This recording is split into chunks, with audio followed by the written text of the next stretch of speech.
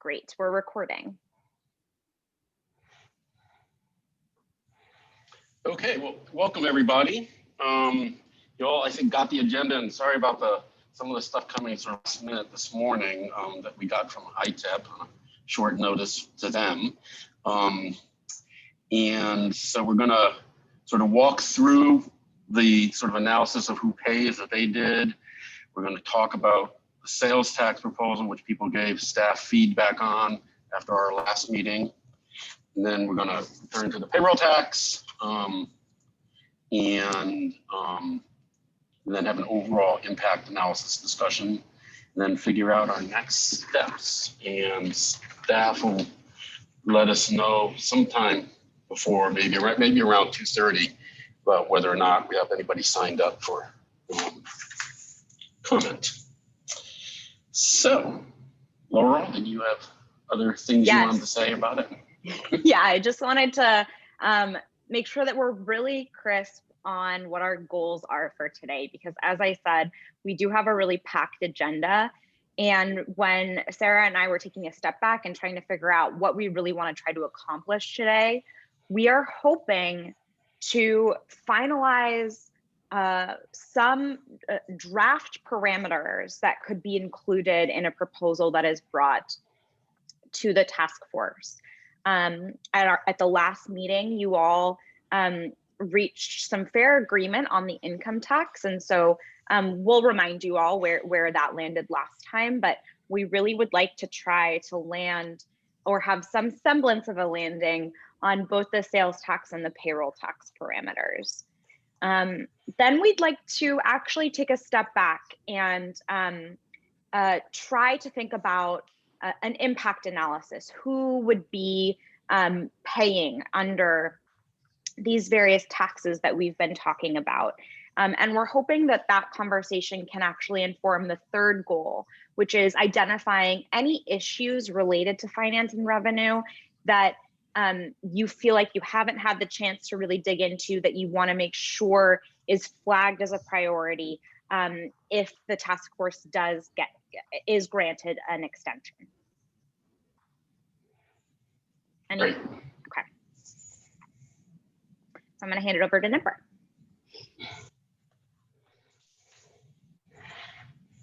Yeah, thanks, Laurel. Chuck, did you want to go through these, or would you like me to do it? Yeah, why don't I start? So I got together with staff and made sure I had the right sort of general assumptions about the package we talked last couple meetings. And ITEP, Institute Taxation Economic Policy, are the ones with the model that can look at a tax system and see how it hits people at the different income levels. And they break it into the 5 quintiles, with the top quintile being broken into 15, 4, and 1. So you see the 1%, because there's such a variation, and even in that top quintile. That's why they split that. And so we gave them, what we gave them as parameters were sales tax that excludes food and shelter. It includes graduated credit, 100% of credit up to, and includes a credit. And the way they did the credit, they gave 100% credit up to the federal poverty level. And then when you're from federal poverty level, above federal poverty, it's 200% of federal poverty, that credit would be cut in half. And then when you went from above 300% of, up to 300% of poverty, then it went away. And so that's how they did that. And we'll get to the details a little bit later. They did a payroll tax on wage income only, not on that unearned income that you for the upper income people that would be paid through the income tax act. So it's just on wage income, and they did a 5% on wages below the FICA limit. Then it went to 7% for FICA limit up to 2 times the FICA limit, and then 9% for over 2% at 2 times FICA and above. And 5, 7, and 9 was our tax rates. They're now 4, 7, 5, 6, 7, 5, and 8, 7, 5. But that made it easier to just do 5, 7, 9. Is why he chose that, because he was also using 2019 data. So So that's why we did that. People wanted a graduated payroll tax. And then income tax, I said, get us to 20 billion. And he put in on a progressive way without raising taxes on low income. So you'll see brackets going up. And go to the next line. So the slides show, who's doing the slide, Laura? There we go. So the slides show who pays, given those options, and how much they pay by income group. And they're very preliminary draft numbers. Don't go to the bank on any of them. They're really meant to show the relative degree of progressivity or regressivity in any changes that were put in.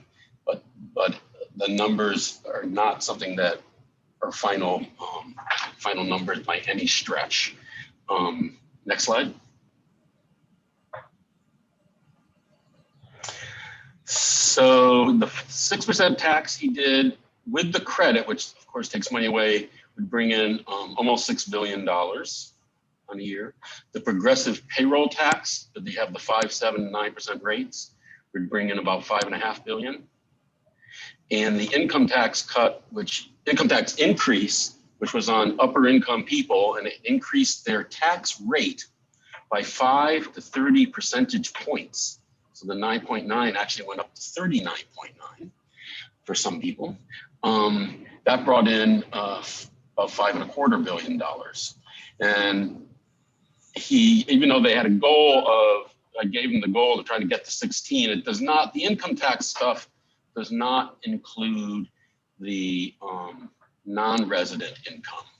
I don't know if it includes part income. So it's sort of close enough for the purposes of our numbers, because none of these are final, to sort of see how our changes affect people, that who pays, that Bruce Goldberg wanted us to look at. Next. Chuck, before we go to the next slide, sure. I'm not I think I missed something. 2 slides previously, the goal of an income tax was to get us to $20 billion. When we go back to 2 slides, we're taking in $3.5 billion short of that. And okay. I'm not sure why we have let the ITP people shortchange us by $3.5 billion. It's not, so I'll take the blame for it. It's not shortchanging. It's, I could have put in the document you gave me, I was actually able to change the percentages. A 40% tax on a person earning $1 million or an individual earning $500,000. If you think a sales tax is hard to pass, that would be no state in the country has a 40% income tax on anybody of any income. And so I just sort of stopped there. I could have raised the rates. The way to do it would be to raise the rates. So you'll still see who it affects and whatnot. But I think when we get to that slide, you'll see the size of the rate increases and that. And then also, as I said, it's both preliminary numbers as well as does not include the non-resident income. And so, and part year income. So there's some people who have investments here who don't live here, but are active in those investments and have to pay taxes. And some non-residents who come here and we pay taxes for the time they work here. Does not include them.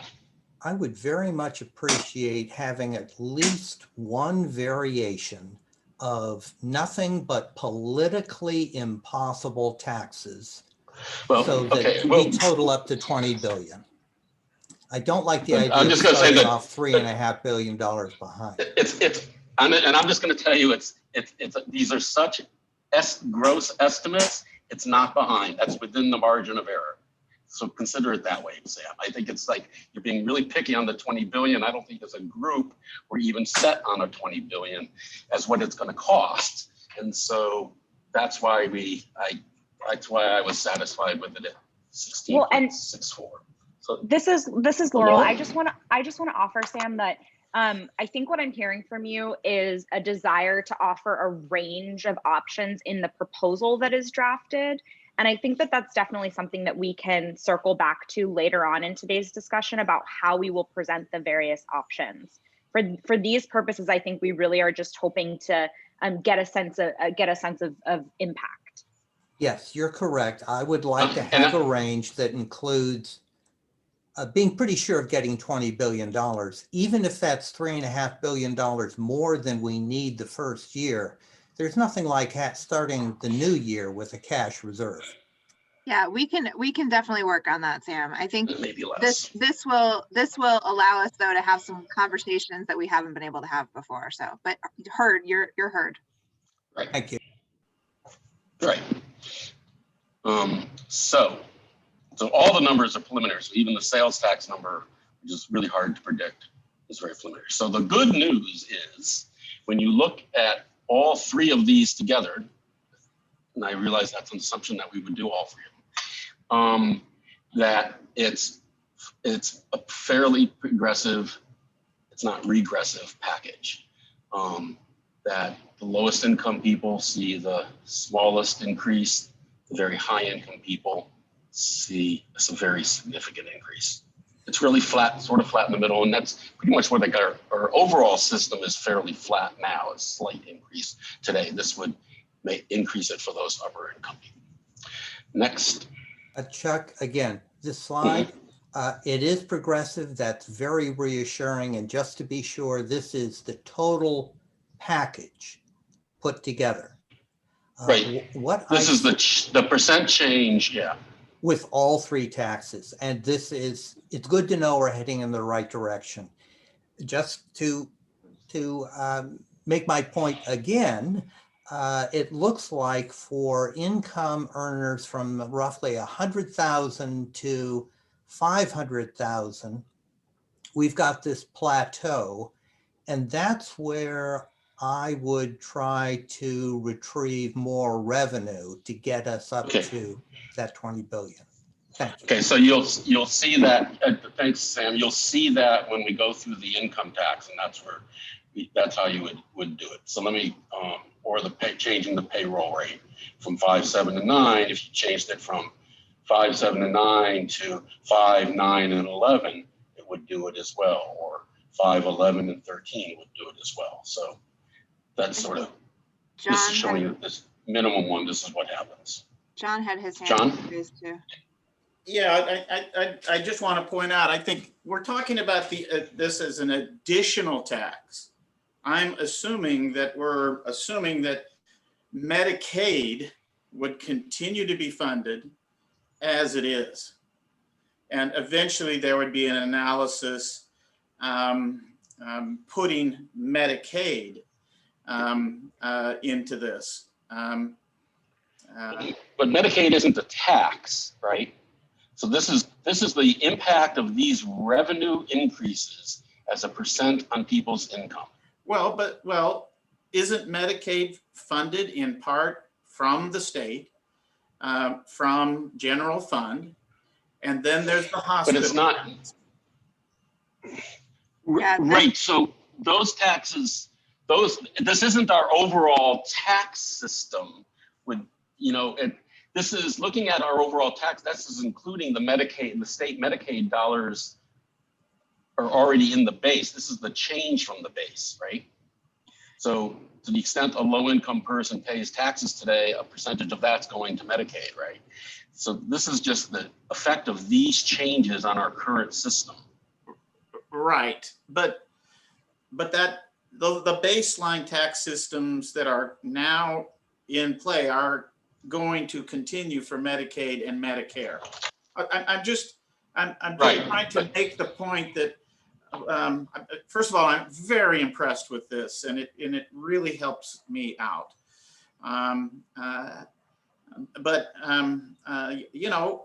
Eventually, this analysis should include all the taxes, state and federal, that Right. This isn't all the revenue going. This is having to do with that section of new revenue. Right. That's the point I'm trying to make. And there's progressivity or lack of it in those sources. I think it's going to help as we continue to move through the slides to kind of go through the breakdown as to like what what is it? What are the take home messages from some of these? This might not have been the best one for me to put first because it feels a little distracting, honestly. But like once we start going through them individually, I think it'll help. I have a actually put this one question. first. I put this one first because I thought it was good news. Then Nora. I have a question, Chuck. Uh-huh. Help me understand. Is this progressive a package based on employer, public-private partnership of employer-sponsored health coverage or not? Broke up there. You broke up. If it includes public employers and employers who will have to pay this payroll tax, public and private employers paying the payroll tax. It doesn't, if that's what your question was, but the sound broke up on me. Okay, does this package include, even though it's progressive, will this progressive tax model include people, you know, being still covered through their employers? That's sort of two different things. This isn't looking at the expense side. This is only looking at the new revenue. And so this assumes that all employers will be paying the payroll tax. And so if the 20 billion assumes that all the employers drop their coverage, yeah, then I guess it does. But that's a different thing. Let's go on to the next slide. So this slide here shows the income tax changes, the current rate for these different income groups, and then the new rate. And so what he took was he took the current brackets, and we have a 5, 7, and 9% currently, and people are 4.75, 6.75, and 8.75. That still doesn't roll off my tongue. And that one, you hit that top rate of 8.75 at a fairly low income level. At only about $8,000, $9,000 of taxable income. So what he did was he then started adding brackets. So he added from the 8.75, he added 5 percentage points to get the 13.75 for the people in the 50,000 to 125,000 range. Then for the people in the 125,000 range who today pay 9.9%, and that goes all the way up. He said, let's bump them up 10%, and then 20%, and then 30% at those income levels, okay? The number on the left on the income levels is the single filer. The number on the left is the numbers at the bottom are for single filers. And so you see that it goes up pretty dramatically. As I said earlier, no state has a 30 and 40% state income tax brackets. Those are heard of at the state level. And so to Sam's point, if you wanted to make this bring in more money or be more progressive, you would, instead of bumping up that person at 50,000 of income to 13.75, you could bump it up more. Another way, and you can bump each of those up more, but I think this is pretty stark. The other thing you can do, which I don't know how much it raises, and but I think it's a good thing to do, is for the people near the top, at the top, you don't let them use the lower rate. Everybody, including Phil Knight, gets his first few $1,000s of income is taxed at only 4.75. The next is taxed at 6.75. So you can do there's an odd name. It's called tax table benefit recapture. You don't let them use that lower brackets, and that brings in more money. Not a lot, probably, but this is a pretty steep and pretty high result. So if you want more from the income tax, you're gonna have to raise this more. And when I saw this, I was like, I can see why Dylan, who did this for me, stopped at 40% because at 16 billion, because having a 50% or more would be pretty outrageous. Next one, next slide. There's people have questions on that one. Next slide.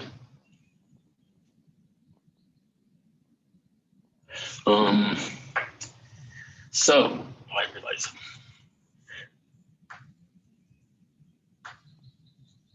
So income. Are you? Have you gone? Maybe you went. Are you at the one with the summary of income tax by income? I think I had you go to. No, I thought. So this is the change, estimated change in taxes as a percent of the income tax rate.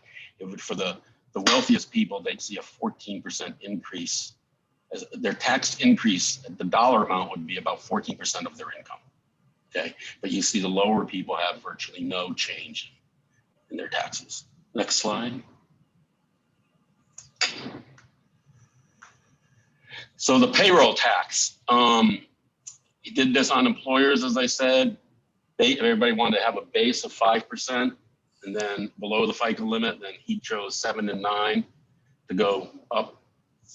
Again, if you wanted to raise more money from this, you would raise that 7 and 9%. Okay, that employers would pay. Next slide. So this, as I've mentioned in the past, a payroll tax, even one paid by the employer, has an impact on the people. And this shows, the blue bars show the percent of income that's taxed. And you'll note that they're all lower than that 5% or whatnot. And that's because people have other income in these households. And there's other income that's just other than wages that aren't calculated in those income groups on the income tax side. So the lowest in and then the dollar amount is those numbers down at the bottom, the bold numbers. So you can see it goes up as a percent of income, but then drops going down. And so that would maybe speak to increasing the payroll tax, affecting those employees more, the employers who have those higher paid people more. But so you could add to that there. But Chuck, the number of people in those categories are very nominal. So you could do that, but the yield probably would be quite small. Well, the number of people in the first 4 bars are the same. No, I'm talking about the next bar. Right. So the last so the first 4 bars, it's the same. Then it's the last 3 bars, but not kind of the total one. That's 15% of the people versus 20% of the people. You're right that it's a smaller number of people, but in looking at if progressivity means you pay a tax based on your ability to pay.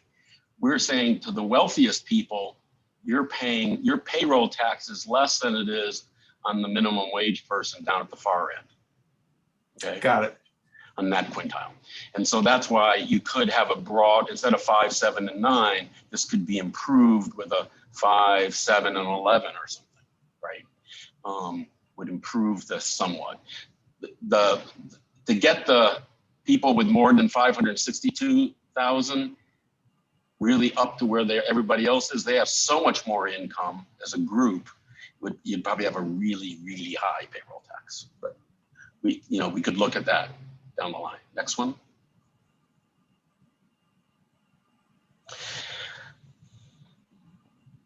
I keep looking at the wrong screen. I'm looking at my bigger version here. Okay, sales tax. So he did use the South Dakota one, which has a broad base. I will tell you that the South Dakota does have a broad base, but does tax groceries, but don't let that bother you. It's because it's still a very broad base. We would exempt food. Okay, and so the issue was to use the broadest base on services and goods as possible with as few exemptions. So he could have used, I think it's Arizona or New Mexico has a slightly better one on groceries, but not as broad on the other stuff. So that was just what he used, was a broad base, not the Washington one. That's the Washington one is the one that LRO points to, and it's not broad enough. Include a graduated credit for low income people. The credit would be fully refundable, which means you get the credit even if you didn't pay enough, if your tax bill at the end of the year is $100, but the credit is 200, you'd get the full 200. You'd get the 200 offsetting that. You wouldn't just take it down to zero. The credit he used, he came up for people up to 100% of federal poverty. It's $700 for the first person in the household, $250 for each additional person. So a 3-person household would be $1,200, $500 for the plus 700. And then he halved that amount for those two amounts for people between 100% of poverty and 200%, and then halved again between 200 and 300, and then no credit for people at 300% of poverty. Next slide. So what this shows is now these are the quintiles, with the top quintile broken out at 15, 4, and 1. So this shows before the credit, the blue line, the lowest income people, as you all would suspect, the sales tax takes the most as a percentage of their income, 6.4, whatever that is. Yeah, 6.4. But when you give a credit, it takes it down to almost nothing. And that's why the green lines are lower. And then you see at around 118th, that bracket, the beginning of the, it's above middle income. Middle income is the 70,000 to 118,000. It starts, you lose the credit in that bracket, and they all pay it. Okay. Next, anybody have questions on the credit? Next bracket. Next slide. So this shows let's start with the 0 to 100% of poverty. That group shows income up to be 21,330. The credit they would get would be $1,200. This is for a 3-person family. The first person $750, everybody else half of that. So then you get $1,200. Then, but if you took that $1,200, you say that's your credit a person's getting. What does that represent? That represents the tax they paid on their goods and services. Okay. Well, so how much does that represent? You take that $1,200 and you divide it by the sales tax rate. You'd have to spend $20,000 at 6% to pay $1,200 in sales taxes. I can assure you, people in that lowest tax bracket are not going to be spending $20,000 on non-exempt items, right? If housing and food are exempt, things like clothing wouldn't be exempt, going to the movies, things like that wouldn't be exempt. They would not, they spend the vast majority of their income on exempt stuff. And so the credit will be very generous. It works to take, that's how it works to take the receptivity. And this shows that for each of the folks. That's someone at 100% of poverty, 100 to 200%, they get, this family would get a $600 credit. That means the first $10,000 of non-exempt stuff that they paid sales tax is reimbursed. Do people understand that? Any questions?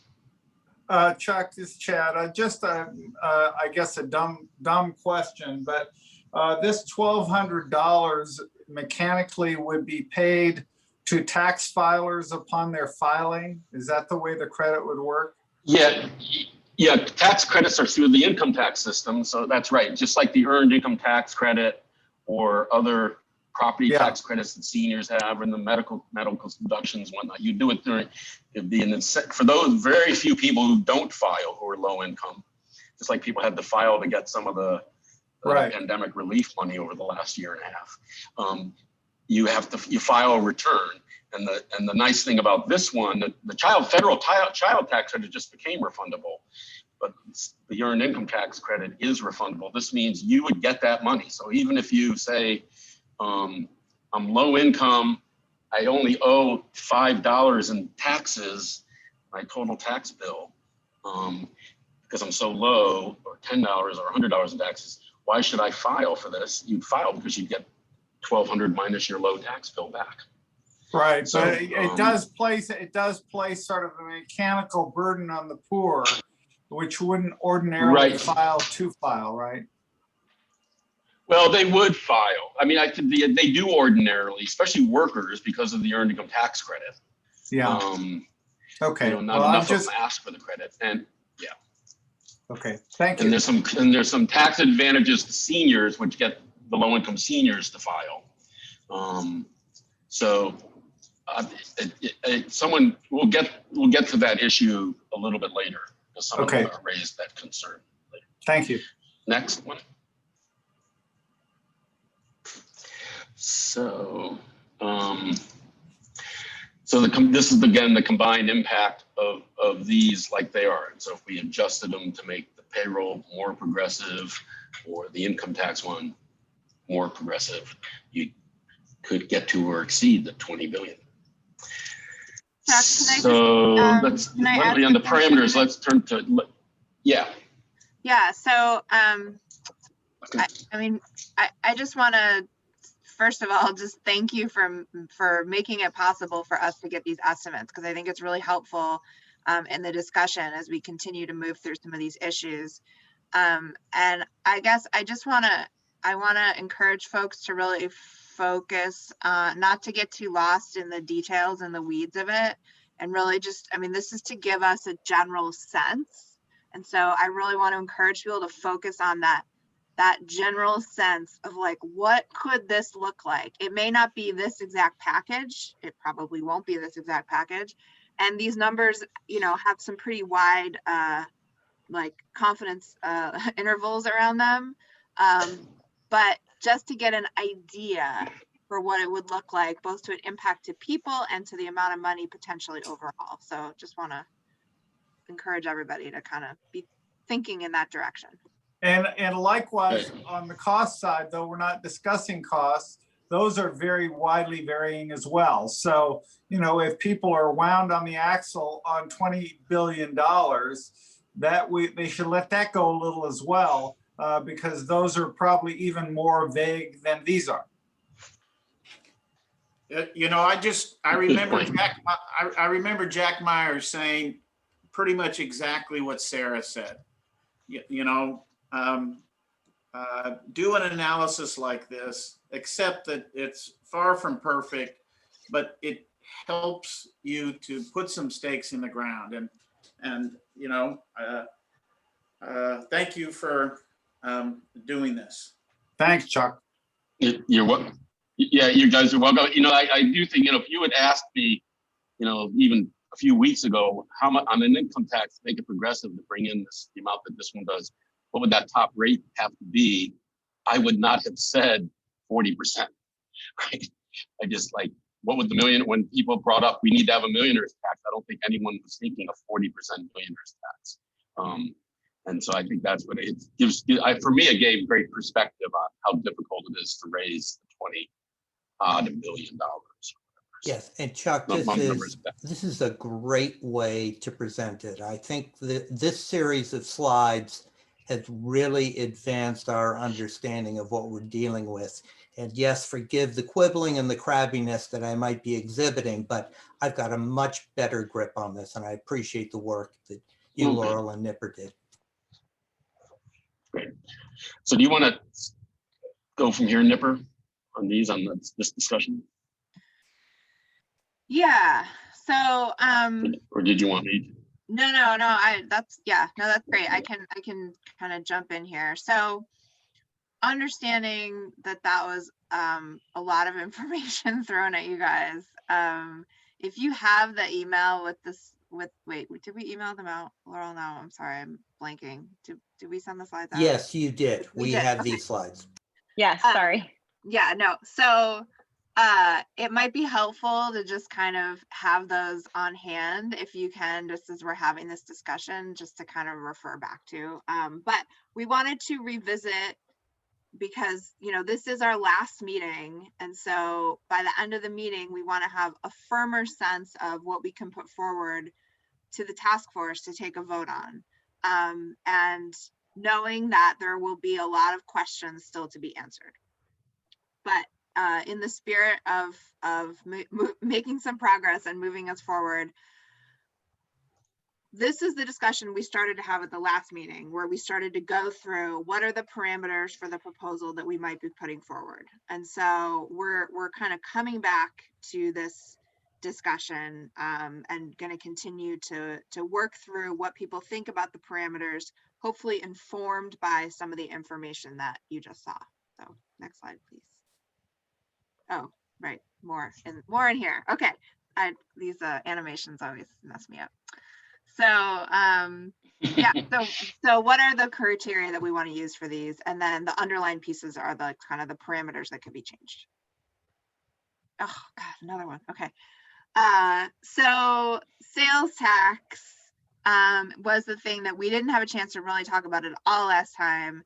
We did send this out to get individual feedback. And so we're sharing the feedback here and want to kind of be able to have this discussion. So one of the, wait, go back, sorry. Okay, so one of the fundamental questions here is, should the revenue package proposal include a sales tax? And so the options that we gave you were basically like, yes, under certain circumstances, which is a question that we want to kind of get to, like what might those circumstances be? And then no, we absolutely not. So that's kind of that was the feedback that we solicited from you over email. And I think we heard from most folks. So next slide, please. And this is a progressive sales tax that we talked about, right? This is, so here's, so, well, that's the discussion. That's the discussion. Okay, I'm sorry to get ahead of you. No, you're good, you're good. So the parameters that we have right now, and this is, again, this is for discussion, and this is what we put out to the group, is that if there were a sales tax as part of the proposed package, the rate would be as low as necessary to raise the needed revenue from the broadest possible base, but no more than 6%. So that's kind of one set of parameters to consider. The second one would be, it applies to all goods and services except essential goods and services, with a narrow definition of what that might be. So, food and like shelter utilities might be excluded. Everything else would be included. And then the third piece, that it includes a sales tax credit, as ITEP kind of modeled for us, to decrease the burden on families. So those were the parameters that we put out, and we're going to talk about them, but we can just go to the next slide for a second.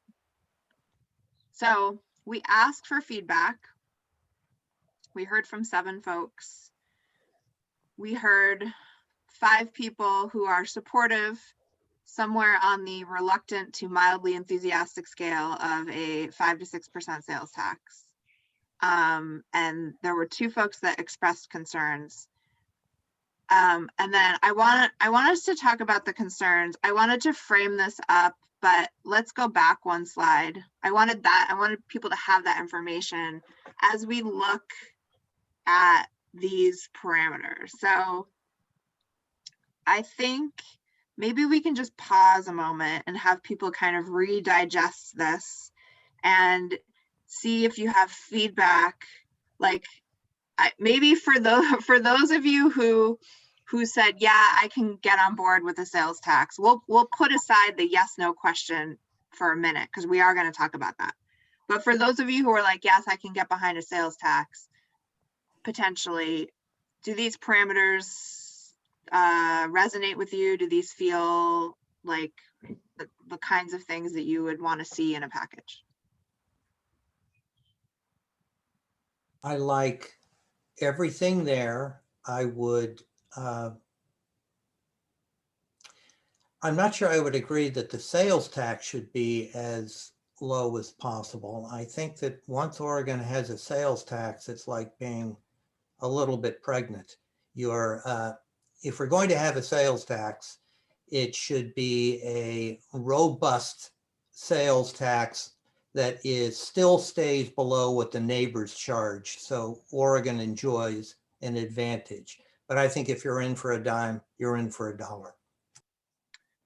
Yeah, so that's good framing, Sam. I think the no more than 6% was in part because I think you've raised this point before about what's happening in Washington, California, et cetera, which I think is part of the reason why we ended up around that 6%. But I definitely hear you on the as low as necessary. Like, what does that even mean, really? It's kind of a framing piece, but. Well, and this is Laurel, because I think that I was the one, Nipper, that put those edits in, and they were in response to feedback that we got. I think, Chuck, can you speak to this a little bit? Because I know that the slide that we originally shared with everyone did say simply, it is no more than 6%.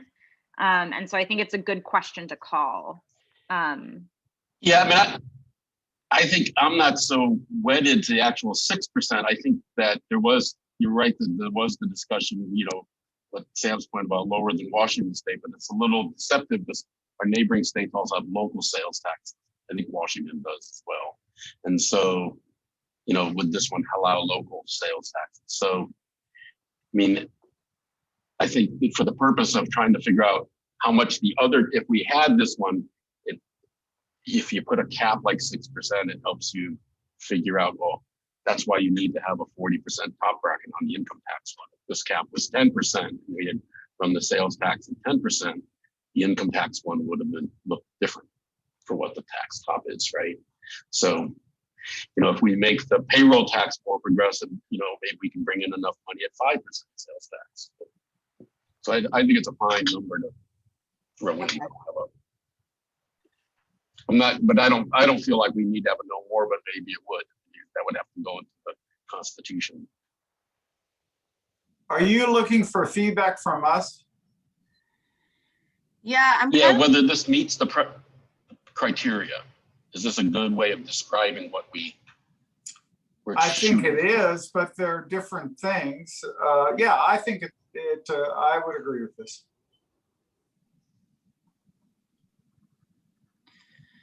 Okay. So let's move.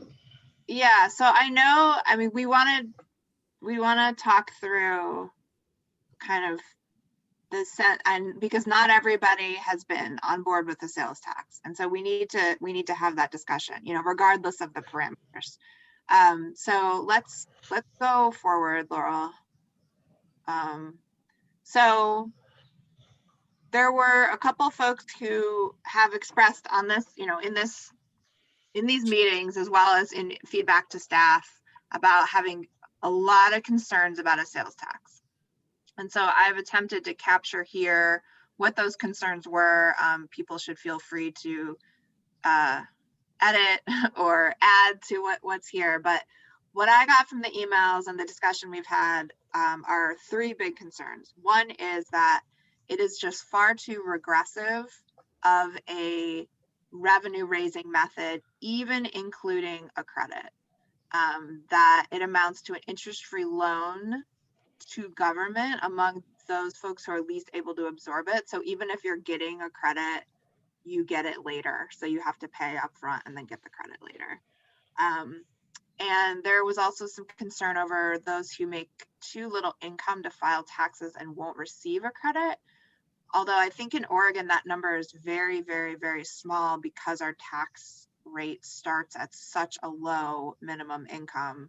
And I think it would probably motivate more people to file taxes if they knew they were getting a credit. But that was a concern expressed. So the regressivity of it is the first thing.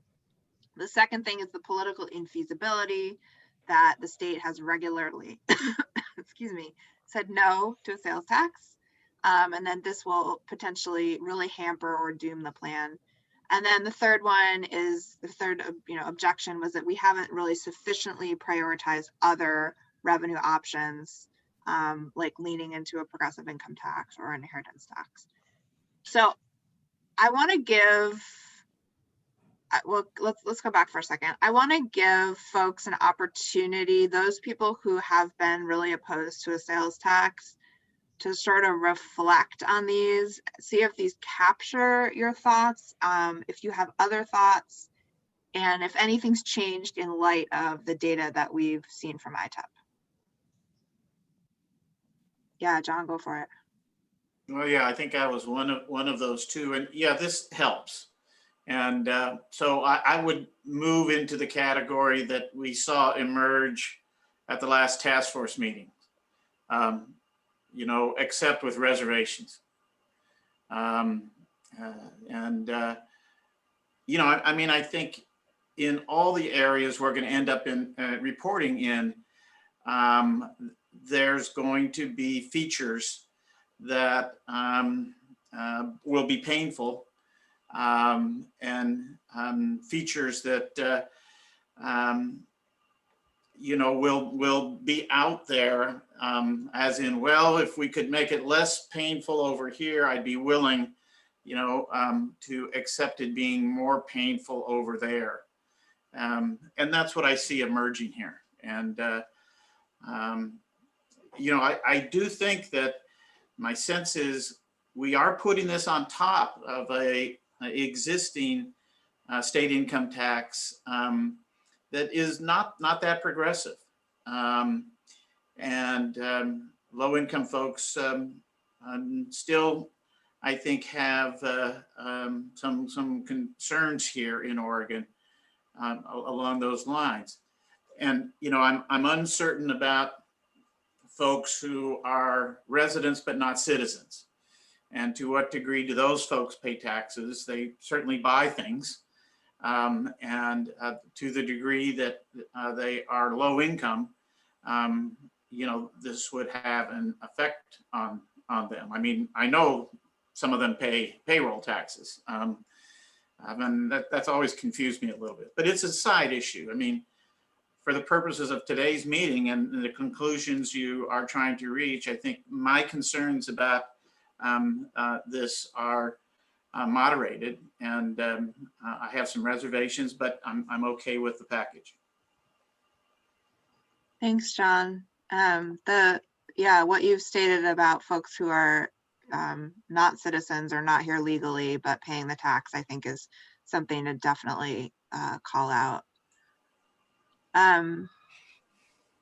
Not to put you on the spot, but I will anyways. Dwight, I know that you also had a lot of concerns about the sales tax, and I'm just wondering if you feel like they're captured here, if you have any additional thoughts on the concerns, or.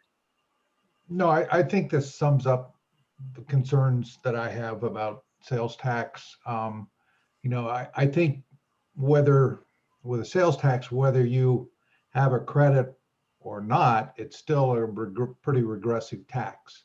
I think that when we think about people getting a tax credit a year after they've been paying sales tax all along, that's still a burden. That's still, they can't afford those taxes as they go along. So getting a credit a year later doesn't ameliorate the impact of the regressivity of that sales tax. So, you know, I'm yeah, still struggle with a sales tax, and yep. In terms of the regressive nature. Political, I think that's something that's gonna be there. I don't know how we ameliorate that. Mm-hmm. Dwight, this is Chad. Just a question. Was anything about these projections, did it sort of help you even with the sort of problems with the sales tax? Did it help you put it in a perspective that was helpful to you as a task force member? Oh, it certainly helpful as a task force member. You know, I think we've got to find the money to fund this system. That I acknowledge that, and a sales tax is one way of doing that. So yeah, I think it helps frame that perspective. Doesn't take away my concerns, and I'm not saying that because I want this to be a block. I think what it points out for me again, and I'll go back to our discussion at the full task force meeting last week, We really just haven't had the time to really delve into this as deeply as we need to. I think about, there are other probably folks with expertise, and I referenced Gerald Friedman as an example last week, who's an economist out of, I believe, Massachusetts or Connecticut. I forget where Gerald's from now at this point, but I think he's done a lot of work around how do we fund a universal healthcare system. So getting that kind of expertise would be helpful. I realize we don't have time between now and June probably to do that, but I think my concerns are all, I think, kind of magnified by the timeline that we're operating under. Yeah, Dwight, that makes so much sense. And I think, it's a line we're walking here, right? It's like, we know this is the last meeting and we want to put something forward to the task force that represents the true recommendations of the tag, and also doesn't try and put a bow on something that isn't ready to have a bow put on it. So I appreciate that. Laurel, can you go to the next slide? Great. So wanting to kind of address that a little bit more and kind of have a discussion. It sounds. But actually, go back to the slide that had the editing, what our sort of, because instead of saying, I'm just sort of wondering, instead of saying, as low as necessary, should we also have a bullet or modify that one to say, as a last resort? I think, we could, when we get extended or whatever, and we're really trying to figure out, we have a better estimate of the dollar amount, people figuring out, people could say, we've already identified that maybe we need to tweak the income tax and the payroll one more, and maybe that would bring in the $6 billion that this brings in, and we wouldn't need it, right? And so maybe it should say as a last resort instead Chuck, of I would, as low as necessary. I would push back some on as a last resort, because I think that a sales tax, as regressive and distasteful as it is, adds value independent of the revenue. That is, sales taxes add stability and predictability to a tax package that would be unstable and unpredictable without it. Well, and they also bring in money from people, as we'll talk later. So let's leave that out, just maybe put it in a parking lot or bike rack on that. My suggestion. So let's move on. So you want to go through these now, Sarah? Yeah, I think, it sounds like, I guess I just wanted to give an opportunity for maybe, are there any ways that we might be able to address any of these concerns? Some of them, I think the political one, it just is what it is. It's a reality, and there's not really anything that this tag could put forward that would probably address that. Chuck, did you mean to raise your hand? Yeah, well, yeah, I was. So should we start with the first one? I was going to comment on the first one. Sure. So people, a couple of people have brought up, can you get, it's a loan, can you get an advance payment? The earned income tax credit, I don't know if it still has advance payments, but it used to have an advance payment, but was used very little. It was seen as a headache by employers and payroll systems. But they could do it because the government could do the advance payment because basically it was offsetting FICA for people. The new child credit is an advance payment that the federal government's doing, but that's because they can do that because, if someone has a child in this month, they're likely to still have it 6 months from now. The problem with advance payment on things that are income related is how much, because the credit goes down as your income goes up, how much you're going to be working in the future, next month or in 6 months. So something that we had talked about, and Oregon legislature had looked into having an advance credit on the state EITC, and it just realized it just doesn't work. It's not not feasible. And so it'd be nice to do that, but I don't think the money's there to do it, and there's too much room for error in this thing because it's based on income, not something that's stable like the number of children you have. Chad, So did you have a hand up? Yeah, I agree. I think the advance credit as it has to do with the sales tax is really untenable. And you'd be faced with clawing money back from people. That seems very challenging.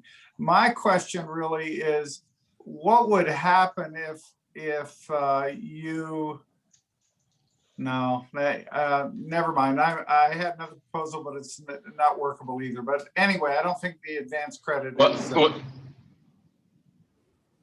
To get at the loan issue, though, you know, one thing is to do a better job of encouraging low-income people to maybe take an extra exemption so their take-home pay.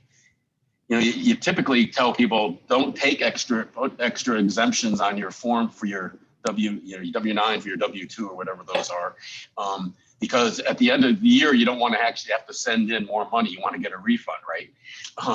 But if you're going to get a credit, you could tell if we had a credit, you could do a better job of making sure that those folks are taking the right number of exemptions, and then they're giving less of a loan because everybody gives a loan.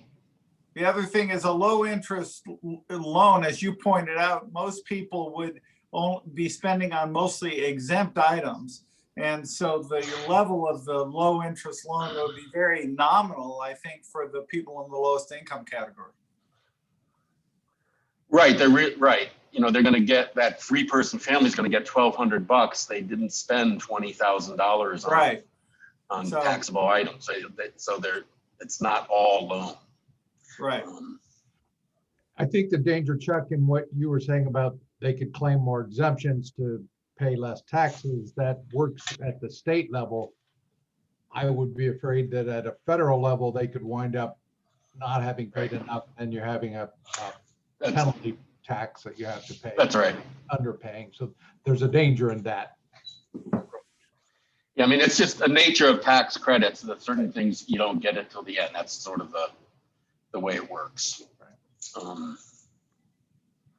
If I could add, well, actually comment on something that John and Dwight mentioned, that what about families that don't pay any taxes because they're undocumented, but they're paying sales taxes, they're paying income taxes?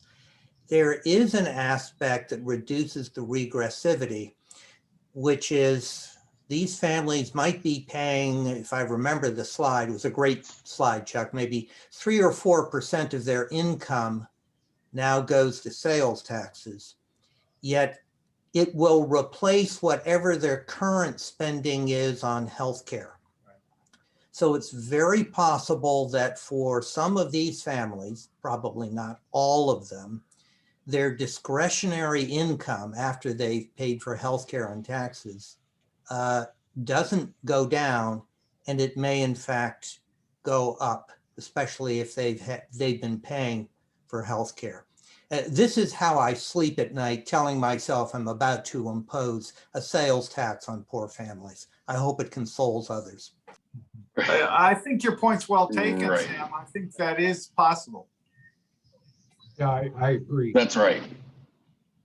Yeah, I appreciate that too, Sam. I think we're really focused on the revenue impact here. I mean, for a reason, but it is important to keep that in mind. I think the one potential caveat there is that folks who are on Medicaid, you know, kind of the lowest income, you know, while there may be health costs, as far as like premiums and cost sharing right now, that largely doesn't exist. So I think that balance, it gets the calculation gets a little bit different, as opposed to, you know, that like low middle income folks who make too much for Medicaid but are definitely getting hit with a lot of costs. And on the issue of the undocumented, so the Oregon Center for Public Policy has put out reports on has done the number crunching on how much they pay in taxes, not just payroll, but also some of them do pay income taxes. And there's And we need to get advice from LRO. I'm not sure the status of undocumented filing for the state EITC, if they've paid in income taxes. And so we should find out about that, because I think that's been discussed previously. But we could maybe do that on this tax. So that's sort of something to flag for LRO and legislative council to advise on about how to do it. But they are paying payroll and sales taxes. Yep. And so they may be able to get a credit. There may be a way to get them a credit. Mm-hmm. Yeah, that's a good point, Chuck. Right? Yeah, I was just gonna say, I should probably clarify my resistance to a sales tax, although I have concerns about the regressivity of a sales tax. My bigger concern lies in the political saleability of a sales tax and the fact that could torpedo any attempt to get a universal health care plan if that's a part of it. So that's really where my larger resistance lies in this. So, I'm not, in fact, I've long advocated, I think Oregon should have a sales tax for a number of reasons historically. So I think I'm not in principle opposed to a sales tax, but I do have concerns about it as a funding mechanism for. Dwight, the other side of that is that this may in fact be a sort of a framework that might finally push that across the finish line. So it may. And frankly, I think the other ones are steep enough in their dollar amounts and who's getting taxed that I'm not so sure they're any more politically acceptable out of the box on the first polling that gets done.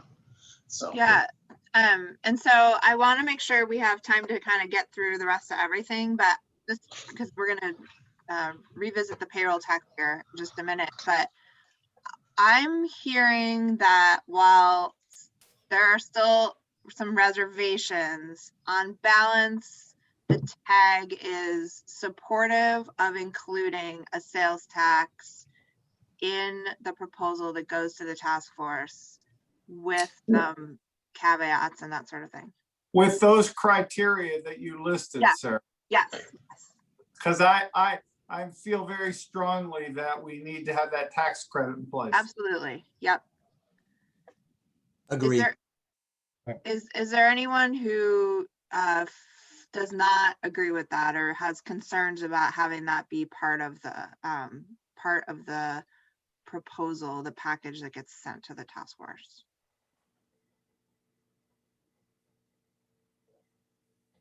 Okay. So I'm going to turn it back to Laurel and we're going to talk about the payroll tax. So hopefully this will be a relatively quick discussion. When I went back and listened to the conversation about the payroll tax, it felt like you all made some real movement in landing some of these parameters. And the orange parameters here were ones that there was some disagreement on, or that you wanted to set aside at the time of the conversation. But when I re-listened to it, it actually sounded like almost everyone was had some agreement around these two parameters. So I've tweaked this a little to see if this, to see now kind of returning to this, if this resonates with you all. There was the conversation about whether or not the payroll tax should be on wage income and non-wage income. And several of you were in favor of the payroll tax only being on wage income. So I wanted to kind of return to that bullet point here. And then wanted to return to the conversation about whether or not the payroll tax is on the employer or the employee, and talk through some of the implications of those. So starting first with this wage income piece, I just wanted to check in with you all to see if you're kind of all on board with the payroll tax being applied to wage income. Well, can I ask a stupid question? What is non-wage income? Capital gains and dividends and stuff like that. interest. So why would you leave that off? What is the thinking? Because there were people who were concerned about it, because the way it would work that was the main proposal, and a number of people, you would, on your income tax form, it would say, did you pay this payroll tax? Were you in this class that was covered by the payroll tax code? You'd have to also calculate taxing out other income. And a lot of people said, well, that's double taxation on the income tax form. And it's true. Yeah, right? I see. Double taxation in and of itself isn't bad. It's what the final So rate it's a clearly it's on the form. simplicity issue. Simplicity and taking away an argument, and Yeah, I understand. And John? sorry, just one thing, and just to be clear that this is what the ITEP data was based on. Right. It would be wage income only. Yeah. right, because we thought people were there, we told ITEP just do it on wage income. Yeah. The main proposal didn't have an income tax component as well, so they didn't have the double tax right in their face. We might want to just flag this for a future peek look, because we are leaving some money on the table here, and it might be worth others looking at it that have other ways to think about this. Chad, I'm sorry, John. Yeah, actually, Sarah answered my question. I wanted to know which was the ITEP analysis based on, and it's just wage income. Just wage. So that's And then I think I saw, and then Dwight, and then Sam. Yeah, this is related to wage income, not specific to wage versus non-wage income. But as we talk about it being a progressive rate on income over the FICA threshold, one of the things I think we need to be cognizant of when we use the FICA threshold is that could change significantly or potentially go away as the federal government is dealing with the Social Security shortfall. So I think just a cautionary note, we might want to not specifically use that FICA threshold, because that could blow a big hole down the road in how we fund this whole plan, if that were to change significantly. I think that's helpful, Dwight. And I think that what comes to mind for me hearing that is there's the way that we kind of want to frame these general parameters and the values behind them. And then there's the way that we would kind of encourage the legislature to draft it in actual legislation. And those they won't be the same thing, right? So, but I think your point is really well taken, and we should keep an eye on that and think if there's a way to reframe that would be more enduring. Sam? And, it is a level similar to that with inflator. This way it works. So Sam? Addressing Chad's comment about leaving money on the table, the way I see it is we're going to take that money off the table either through an income tax or through a payroll tax, and it's simpler to do it all in one grab in the income tax. That's why I prefer this. You're muted, Chad. Thank you. Any other questions? Okay, so then I'd like to move to this piece about whether or not the payroll taxes on the employer and the employee, and you all have really gone back and forth on this. You've voiced lots of opinions here, and one thing that I've been reflecting on is that when several of you voiced this desire for the employer tax to be on the employee. And one of the points that I heard from you all is that you wanted some type of distribution of burden on the employer and the employee, that you felt like you didn't want the employees to have a windfall from a proposal like this. And I wanted to reflect back to you all that seems like a value that I heard from you.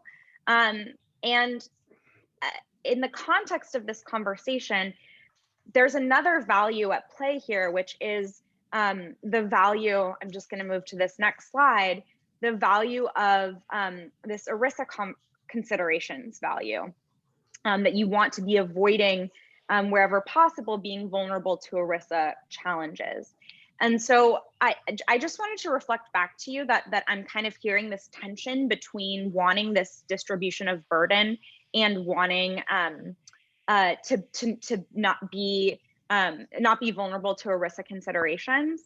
And I think that these two concepts are concepts that really could be captured in the write-up of this proposal to explain why ultimately there was this desire to have this distribution of burden, and that outweighed the ERISA considerations. I'll pause there. I have a few other thoughts, but I just wanted to check in to see if that kind of resonated with you all as what was going on here. I'm having a hard time with this concept.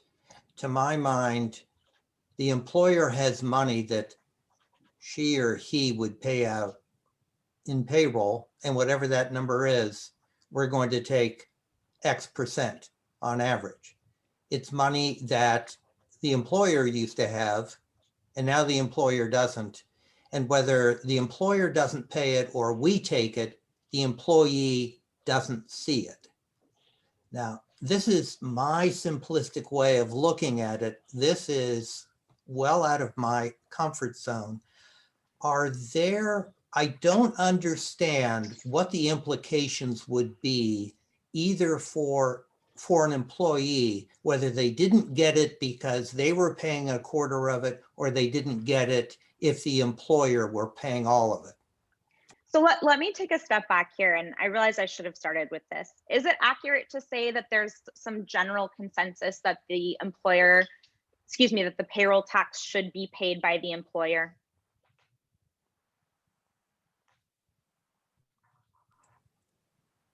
I can't imagine anyone else paying it, because if it goes to the employee and then they pay it, it's no longer a payroll tax. But okay, so I hear a yes from Sam. Oh. What about other folks? But I'm agnostic. Agnostic from Chuck. So and thumbs up from other folks. Let me see. Thumbs up. Okay. So I think I just wanted to check in about the framing here. And maybe I'm making things more complicated than it needs to be, but I do think that that there's some acknowledgement that needs to be had here with respect to the fact that having the employer tax on the employer could make this proposal more vulnerable to an ERISA challenge. And I think that that should be acknowledged here. And when I was grappling with that, I realized that I think what I've heard from you all is that you're okay with that because you want to have this distribution of burden and you feel it's important for employers to be paying their fair share. Sean, I see your hand. Well, yeah, I hate to be kind of a broken record, but you know, I'm a little bothered by, okay, employers are going to take care of a portion of this, and employees are going to take care of a portion, because we still haven't figured out what to do with Medicare. And yes, and we're going to get to that. Okay, you just need to realize there's a huge obligation there. Yep. And Medicare folks are not really going to be too involved in what you've proposed here.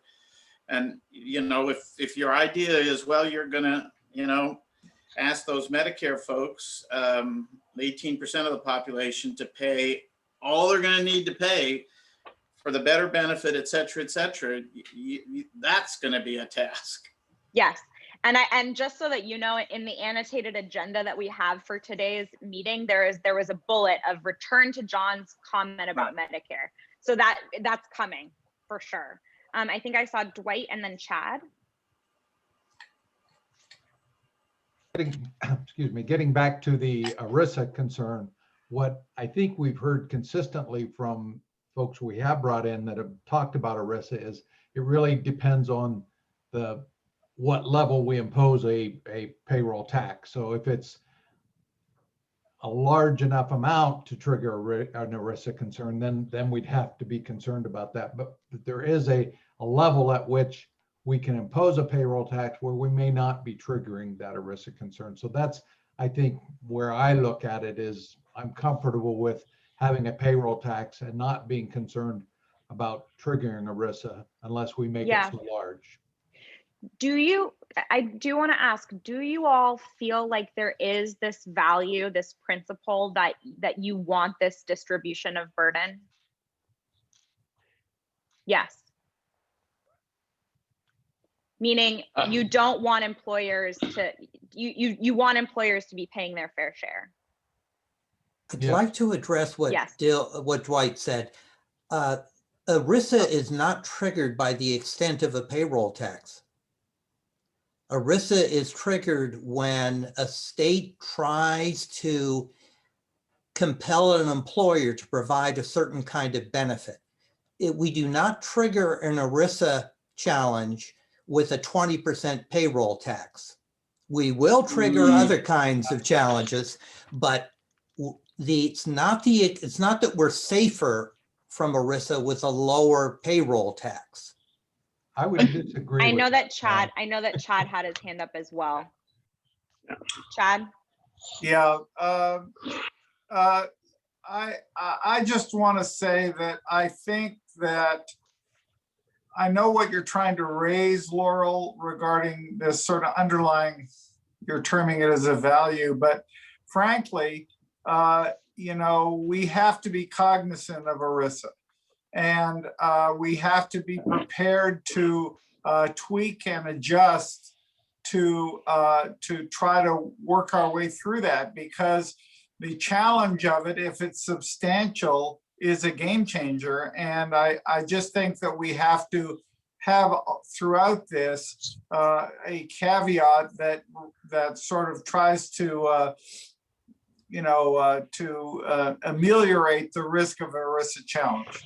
And that's a great point, Chad. And I do want to highlight that in your principle here, you have, we want to avoid being vulnerable to ERISA challenges and may want automatic triggers if there is an effective ERISA challenge. And I wanted to put forward that this could be an opportunity for you all to implement that in your recommendations, that this be a component that the payroll tax is paid by employers unless there is an effective ERISA challenge, and it could be then transferred to the employee. So I wanted to just remind you all that you kind of thought about this question ahead of time and see if that sparks any thinking here.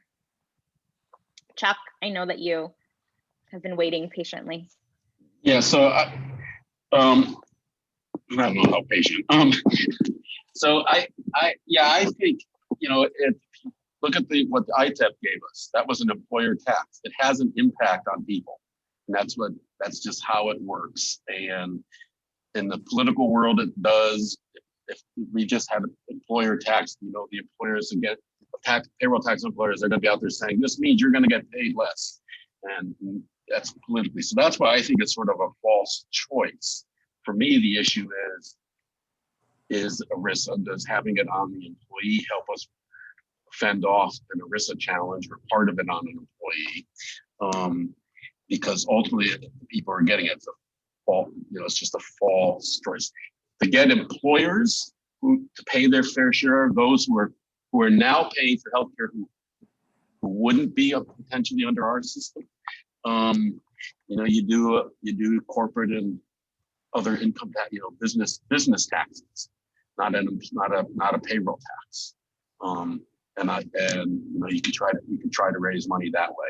I don't think a payroll tax doesn't shift the burden to those employers. And we've talked about when we came up with the rate and saying a 5% and then going up from there, people were saying, well, that's to offset for those employers who are providing health insurance. It's less than what they currently pay as a share of payroll.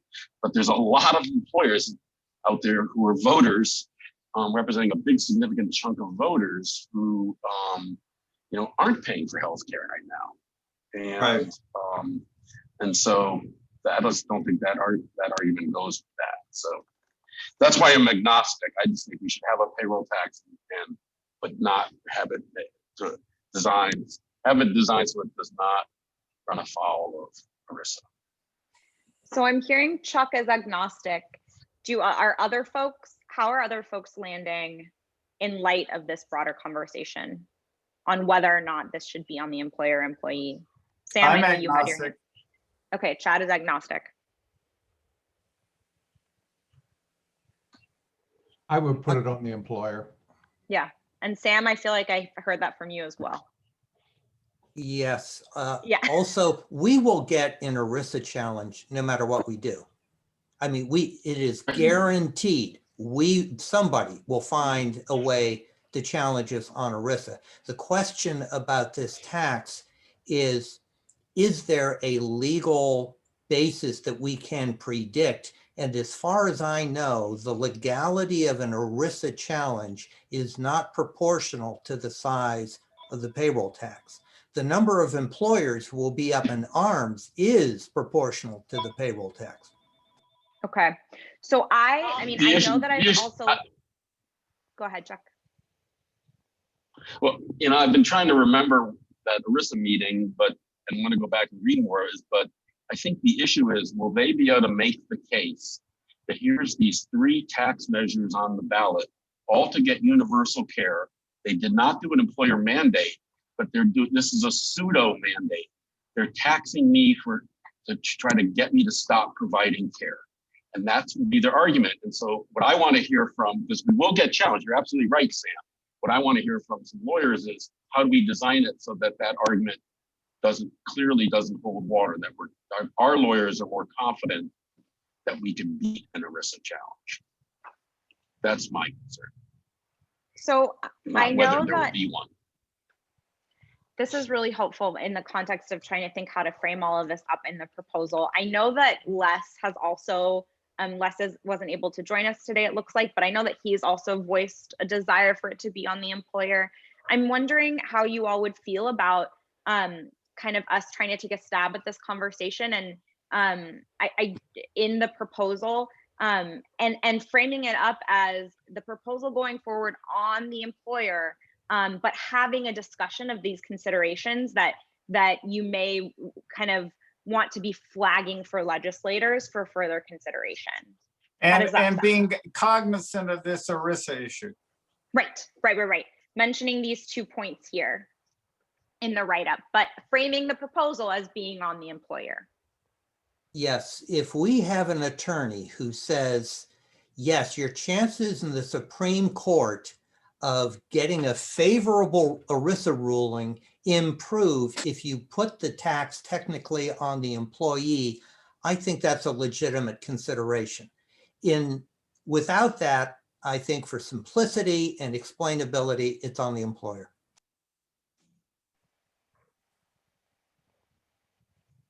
Okay. Oh, I see a hand. Glenn, is that you? Oh, you're on mute. Glenn, you're on mute.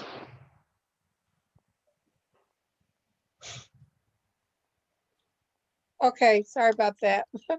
I would advocate for employer payroll. Okay, that's great. Okay, this was a really helpful conversation. Thank you. Very helpful. And I'm going to pass it back to Nipper. Yeah, thanks, Laurel. So just wanted to briefly refresh. This was what we discussed at the last tag meeting and came to some, I think, tag agreement on of the parameters for the income tax. And largely this is pretty faithful to what ITEP used in their modeling estimates. So that the tax would apply to as many Oregonians as possible. This one's sort of a choose your own adventure, but it in the ITEP modeling, it did increase rates for everyone basically above Medicaid income eligibility thresholds, approximately. establishing a new bracket for high income earners, which is what was part of the modeling, and that the rate is set after the payroll tax rate is determined, that basically the income tax would be, okay, what do we have left to capture? And that's how the income tax rates should be set. So I just wanted to bring this back to the group and make sure that this still tracks for folks before we kind of move into a little bit of an impact analysis. Chad. Well, you know, given today's discussion, I'm not sure that I heard that. I kind of thought that I heard that the sales tax would be the last point that would be sort of the plug to get to the right number. So I'd be curious what others think about that sequencing.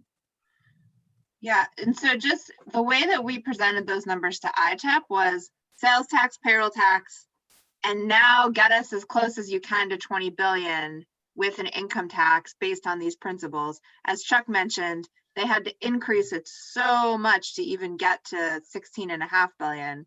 But that was how that was done. But the broader question of sort of what should be done, I guess, would be open. Well, yeah, you know, I mean, I think that you know, I guess what I heard was if the other taxes were to yield more than we thought, that we would allow it to move down on the sales tax place. I think go ahead, Nipper. Yeah, I hear you. I think I did hear that, that we wanted to keep the tax rate, you know, lower if possible. It seems extremely unlikely to me that we would be in a place where the sales tax wouldn't be necessary based on, or at least necessary, that the plan could be funded at whatever number you want to pick, 14 to 25 billion, without that sales tax. I know, but I'm taking issue with your fourth bullet. Right. Which is the rate is set after the payroll tax is determined. That's fine, but maybe before the sales tax is determined. Yeah, okay. So let's see. Can we go back for a second and then Yeah. see the hands to the sales tax parameters? Oh wait, under this one, right? Keep going. Yeah. Keep going back. Not this one. Okay. Nope. To the parameter slide. Yeah. Got here it. we go. Okay. All right. So I just wanted to refresh my memory. So the rate is no more than 6%. Okay. Right. So it could be less. Could be less. But So Chad, you would have to set an income tax. So I mean, if you flipped it, the sales tax would be really, really high. Right, But but Laurel, I guess what I'm saying is that bullet assumes that I'm an accounting guy, that the plug, the final number, is the income tax. I mean, is the income tax, and I'm not sure that we want to do it that way. I mean, I don't know. I mean, Okay. unless we're just you're assuming it'll for sure be 6% no matter what, and I guess that's what you're assuming. no, we're assuming no more than 6%. Right, but you're making I get it. Yep, I get what you're saying, Chad. I think maybe we don't need that bullet, honestly, because I'm not sure what it adds, really. well, I have a question. Maybe it should read, instead of saying that first the payroll tax is set, right, and then leave it vague on whether Right. you do sales. You do first the payroll tax is set. We've talked about improving it, right?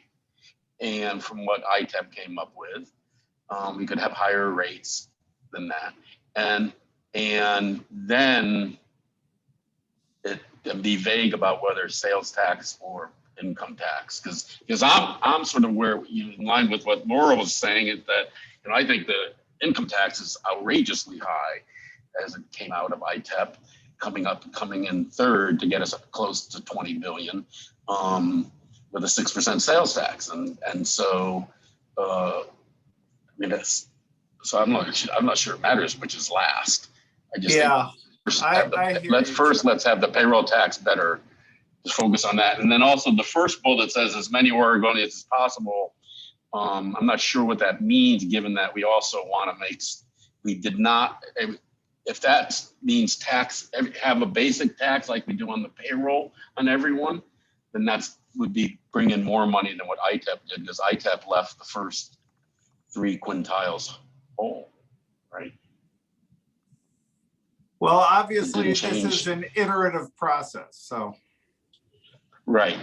So my question's on the first one. Am I hearing clarity that the payroll tax is the first one that's determined, that is set? Yeah, I think so. So maybe we flip it. Instead of focusing on what's the last, we kind of make it clear that the payroll is the first to be determined. And then I'm also hearing on this last bullet that I'm hearing what you're saying, Chad, that if it is determined that a sales tax is needed, then the income tax is the last to be determined. I guess. Is that right? It's iterative, I mean, I think this is a hard discussion to have because this is a circular equation. And I think we really don't know the other side, what we're trying to achieve here. And so I think that we ought to be careful what we say here, because it could force us into having a ridiculous tax somewhere. So what if we I think Laurel's suggestion is good, is that we take it out here and we make a parameter of the payroll tax that it's the first to be set and leave it at that. Is that? I would support that. Glendora has her hand up. I'm wondering, Glendora. can you hear me? Yes. Oh, finally. Okay, I'm wondering if we can have a not an either or, but a both and, with a focus on income and payroll, to see, such that people who have higher incomes and, that everybody has input into the revenue source. Does that make sense? But to answer the question at hand, I see it doesn't. To answer the question at hand, I would say, because we're so committed to status quo practices, I would just for now go with the payroll taxes, make it easy for everybody. Glenda, do you mean payroll tax, that's the first thing that's set? Is it when you say go with the payroll tax, or? Yeah, that Laura was alluding to. Yeah, because I see that my inquiry is not understood, not very well understood amongst the rest of my colleagues here. So I'm going to I'm going to kiss it here and go with Laura's recommendation for now. I need more input from my trusted colleagues. I'll be reaching out to them later. Thank you. Okay, Sam. So I have a question about the first bullet. Before you go on, Chuck, I'd like to agree with what you said about the bullet that Laurel's about to blow up. I think the sequence of setting the taxes is, as we've discussed, payroll taxes. Keep in mind that a 6% payroll tax as opposed to 12% for health insurance is not onerous. A sales tax of 6%, which is a lot more than 0, but it's still less than any neighboring state. And now we're talking about a payroll tax of 40%, which is jaw-dropping. So I think if there's any slack in any of these, it should be the payroll tax that gets the credit. So even though it's just kind of a spiritual approach, I'd like the payroll tax to be the one I'd like the income tax to be the one that we do last, and it's the plug in whatever hole we have.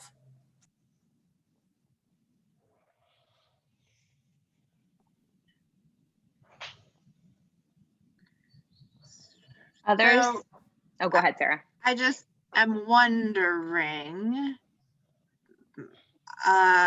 because folks have different opinions on this, would it be better to call, excuse me, call this out in the proposal as a couple of options or opinions were put forward, but to not have it be, to not have one way or the other be actually part of the proposal that goes to the task force? Because I'm hearing some conflict between, Sam, what you were just saying, and then obviously kind of what's here, you know, Glendora and Chad and Chuck. So On reflection, what I had to say wasn't all that important, and I think it's safest just to drop the point. I didn't mean to squelch you, Sam. I I'll be back, don't worry. Thank you, Sam. okay. Oh, Chuck, sorry. Yeah, so I think, are we done with the fourth bullet? I think so. So on Yeah. the first bullet, it says apply to as many. I just want to remind folks that slide 8, which had all 3 things, show that, you know, the lowest income paid a little bit, and it was fairly flat, and the highest income paid more as a percentage of their income. And then on the income tax alone, that's on the overall system, but on the income tax one, we don't change, we're not raising taxes on the first 3 and a portion of the 4th quintile.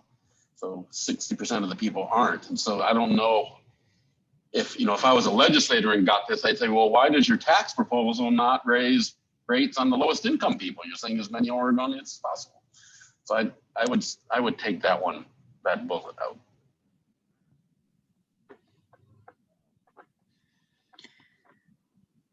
Are folks okay with taking that bullet out, the first one? I think maybe it could simply say the income tax should be as broad-based as possible, and that may short circuit what Chuck's fear, which is legitimate. Well, I'm not sure what broad base, I mean, what do you mean by that? If we don't try to make it for as many Oregonians as possible, every Oregonian will find a way an excuse why they shouldn't be the one who pays the most taxes. Although I'm beginning to think we should drop that whole thing. Yeah. I think it should be, it increases rates for higher income tax earners only. Yeah, I think you should discuss progressivity. And right, it only raises tax rates on people above the Medicaid income limit, and leave it at that one. That third. We could just choice in the basically second bullet. describe it as being progressive, couldn't we? That was my thought, Chad. If we Yeah, just let's said leave it a little looser. we said it progressively applies to as many Oregonians as possible. I think that would be a way.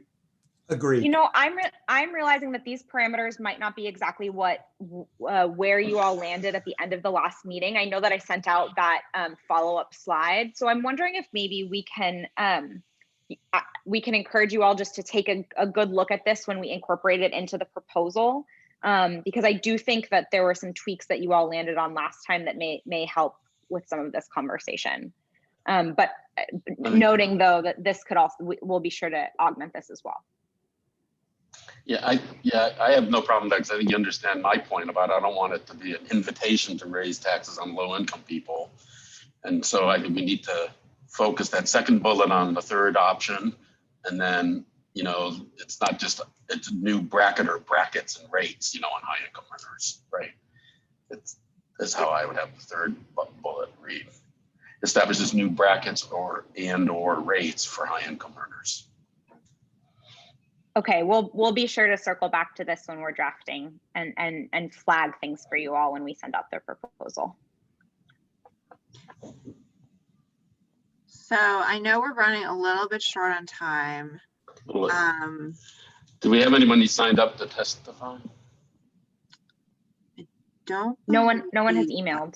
Yeah. Great. Okay. So I think I just wanted to, Bruce had brought this up at one of the task force meetings, and I think a couple other folks have discussed this. So we wanted to try and get at who, and this is again just based on these 3 revenue methods. This is not an overall impact of what happens when you implement the plan and people don't pay premiums or whatever. This is just talking about the revenue methods. Who would be paying, and sort of to what degree, I guess. And this is very unscientific, I guess would be the way to describe it. But hopefully can give folks a little bit of a visual sense of who actually, would be paying based on these methods and based on, who they are. And so I think the ones that I want to draw folks' attention to, and then we can have a couple minutes discussion, are the last 2. So the non-resident employees and the visitors, who would bear the least, I think, financial responsibility here. And so that's kind of something to note. And then I know that, we are, as far as like, as retirees, that's a population that we haven't discussed, but, as far as how comfortable folks feel thinking about that Medicare population, thinking about John's question, how comfortable are you, I guess, with the degree to which that population would be contributing based on this proposal? So I'm going to stop and just see if folks have comments, thoughts, questions for a few minutes here. I just got a text from Charlie Swanson saying he had signed up for public testimony, so we should give him some time. Yeah, Got it. Thank you, Sam. great. I guess my response to this is that I don't know. It seems to, it's sort of a little too unscientific for me, I guess, Sarah. We have boxes for the non-resident employees and the visitors, and they carry this sort of same visual weight as these retirees or something, and it isn't that same scale. So I'm having a little trouble with it. Yeah, that's totally fair, Chad. I think this is not to imply that everyone, I guess, is like, we should be weighted equally here. Yeah. I think more just to draw attention to some groups that we haven't necessarily talked about. We spent a lot of time, or more time, talking about kind of the employed population and employers, and less time talking about folks who aren't working or who are non-residents, for example. So I think part of that right, but I mean, I think the issue of the retirees is a really on a scale of magnitude greater than the non-residents. That's my point, I guess. Yeah, totally agree. So this is what I have. Can I speak now? Yes, please. This is what I have a problem with the entire proposal. It does not allow inclusion for the unemployed population to be able to contribute toward their own health care. So that's why I'm recommending that, because healthcare has and is provided primarily through the employers, then we should anticipate, and I know nothing is 100%, but we can anticipate putting to work many of those who are currently eligible and qualified for Medicaid coverage to be able to foresee them working and contributing toward the healthcare coverage. Nobody wants to be looked at as a non-contributor and have others carrying, their responsibility. We all want to participate in this. So that's why I was talking about a trifecta, but nobody understands that principle. So I'm happy to say then that we need to perhaps consider how to bring in these unemployed populations so they don't feel inferior to others or receive less quality care, or they can be part of the revenue generated to provide these services. How do we do that? Don't ask.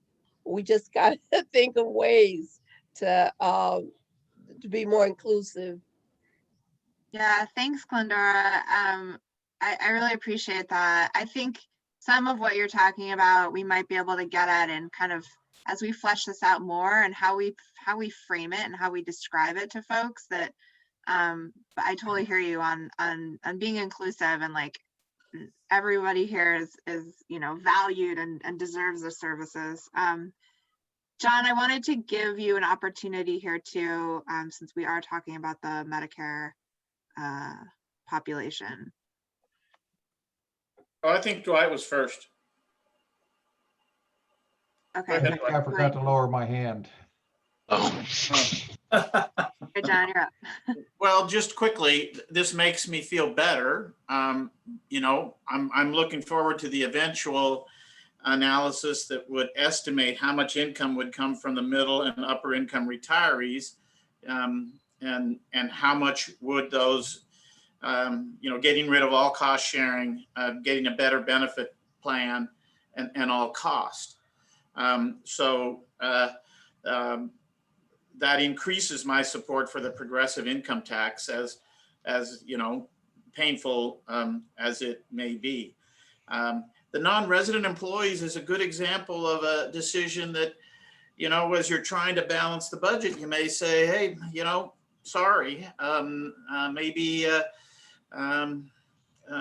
these folks shouldn't be included. We're not going to be able to get everything done here. Visitors, I hope we come back to that in the second round, because I think that could actually be done and generate some revenue for the plan.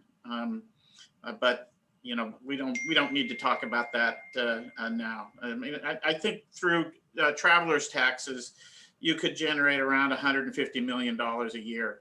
That's peanuts in terms of our overall picture. But I think that might be enough to cover visitors and even make a little profit. So. Well, and John, just to add on that, it just could be, the way other countries handle that is that they basically have a capability to invoice out. That's right. To out of state. So, That's right. Thanks, John. Thanks, Chad. I think, Chad, I'm really absorbing your first point of like, this is really very loose. And so thinking about, the value that it provides to the discussion, I think maybe it's just, these are, some of the impact in these populations as, if there's an extension, if we're able to get more information, that this will be a helpful way to think of things later, maybe when we have some more numbers to actually plug in here. Yeah, I wasn't trying to be critical of it, Sarah. Oh no, it was a good comment. So, sometimes something's better in your head when you put it on paper. So I thought this was good when I first saw this yesterday, or whenever you sent me the draft. What I liked about it was that there wasn't a none across the board on any line, right? I just wanted to say that I don't know if they can do it for sales tax. I know they can for the income tax, ITEP with more time. can do what percentage of the tax changes affect elderly. They're able to do that out of an analysis. And so that's good. And then the other thing that I wanted in this, I would like to add to this chart is a column showing how much are people paying now. You know, I keep hearing Sam say, well, employers pay 12% of payroll, but you know, a lot of employees who have employer provided coverage are also putting out money, right? And so what I don't have for each of these groups in my head is how much are they paying now to be able to compare it with those columns to the right. And to add to that, Chuck, that would apply to the Medicare population as well. That's right. Because, you know, they're making big supplemental. That's right. They're making supplemental and Medicare Advantage payments and whatnot. Part D. That's right. Right. So I think that would be helpful. So you can probably move on from this. So we were gonna kind of take a step back and try to put it all together, but based on time, I actually think we've gotten a really good sense from this conversation of where these parameters, how we would like to frame up these parameters in the proposal. So I really want to spend the next kind of 2 minutes just focusing on next steps here. Sarah and I and staff are going to take a pass at integrating all of this feedback into a proposal. And we're going to aim to get it back out to all of you guys by the end of the week. And then we would love to get feedback on that proposal. And if you are able to send us that feedback by the following Friday, that will make sure that we have time to integrate your feedback before it gets sent back out to the tag on the 27th. So on the 27th, which is the next task force meeting, we will be presenting these parameters and it will actually be up for a vote. And so we're going to do our best to kind of capture all of the nuance here. But again, it would be great for you all to take a look at it so that you really feel like this is a product that reflects all of this conversation we've had over the past 9 meetings, over the past 18 hours. Great. Any questions here? I just want to express my appreciation to Chuck for his leadership through this whole thing, and staff and so forth. I think it's been a really amazing work product. Thank you, Chad. The staff has been great. Thank you, Chuck. And staff.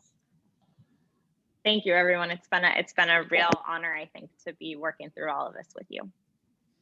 Aren't we gonna hear from Swenson? I think so. Yeah. Okay. Charlie. Thanks. So I have one quick comment and then a question. My quick comment is related to something that Chuck mentioned about tax table benefit recapture. I would urge you to not do that. I like marginal rates, and I think you should just stick with marginal rates. I don't like jumps, and you make a little bit more money, and all of a sudden your tax rate jumps by more than the additional amount you made. So I think you should avoid that. The question is related to the ITEP analysis and the combination of payroll tax and income tax. So was the amount of income taxed or the amount of income tax assessed adjusted by the amount of payroll tax that would have been paid to that employee by their employer, or is that wage double taxed? So it was, the payroll tax was a tax on employers. It has an impact on employees, but it's when you report if you have a payroll tax on employees, on employers, I mean, when that employee goes to file their state income tax, that's not a calculation. Even though the economist says their income is low, the impact that you're seeing on the payroll tax is your impact could be higher had you not gotten this, had that your employer not paid this payroll tax. It's not hard money, which is why I didn't like the Rand proposal of having the thing in the Rand proposal about having this sort of supplemental payment. It's sort of hard to calculate and it's not real money. And so it's not double taxation. They just take your income. Well, If it was paid by Charlie, if it was paid by the employee, if the payroll tax was paid by the employee, the state would, in writing that, would decide is that now not part of your taxable income, but because it's paid by the employer, it's part of your taxable income. Okay, so just a quick follow up on that. If I did a really quick analysis based upon the tax rates that you said, and the income tax would raise way more money than what ITEP says, at least if I just from the numbers I looked at. I only had like 2 minutes to look at it, but so it's almost seems like they must have discounted that wage income to get the numbers that were, but if they didn't, then I don't understand their analysis at all. So I need to look at more at those numbers because it doesn't make any sense. Well, so if you want to understand their analysis and how they do it, if you go to their webpage and go and find who pays, and they have a whole appendix that explains how their model calculates who pays what taxes. Okay. You just have to remember that that the payroll tax isn't on every taxpayer, right? Right. That's reflected on the income tax side. No, I'm just looking at. I mean, that's part of it. The question is, but it's more. The question is more related to just the amount of money raised by the income tax. With a 30% tax on just that highest income group, just the top 1%. My quick calculation says that raises more money than what they suggest is raised by the whole tax. So that's part of what my question is relating to. So anyway, I'll look more at the details of that and see if I can make sense of it. But yeah, I mean, I can. Yeah, and I can tell you. We have the data of how much that brings in. Yeah, if you could share that with me, that'd be great, because I probably should take this offline and just contact you a little bit more, just because. But it also does really seem to me like it's double taxation, because you are affecting wages a lot more than anything else, in my mind. I mean, just because, like you have said many times, and many in the task force have said many times, that if most economists think of that money that the payroll tax money is actually in some sense paid by the employee. So no matter how it goes. So I really do think in some ways it's double tax, but it also doesn't seem like that's the calculation that's done. So anyway, I need to understand that, but thanks. Yeah, I'll get back to you on that. It's no different than a portion of the corporate income tax is paid by employees too. Yeah, so right. It looks like John's hand is up. Yeah, this question though did remind me of the discussion we had earlier, and that was around, well, whatever we do with employers, what happens to the indirect subsidy that currently occurs with employers, i.e. everything they pay for health insurance is considered an expense and is paid with pre-tax dollars. Would this tax be treated the same so that actually employers, would get a break, or would it be treated differently? And because, we do have a charge to maximize federal participation. It would be treated the same if it's a tax. Yeah.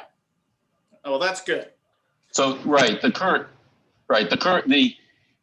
the tax expenditure that's in the tax expenditure report is the impact of its tax money Oregon's not getting because employees got this health benefit. So Oregon's not saying that health benefit is part of your income, we're going to tax you. On the employer side, that they take that health expenditure, health insurance, and you're right, that's an expenditure which lowers their profits, and they pay a profits tax. If there's a payroll tax, they will use that as an ordinary business expense and lower their profits same amount. So they might have more profits if our tax is less than what they pay in health insurance for those that provide health insurance.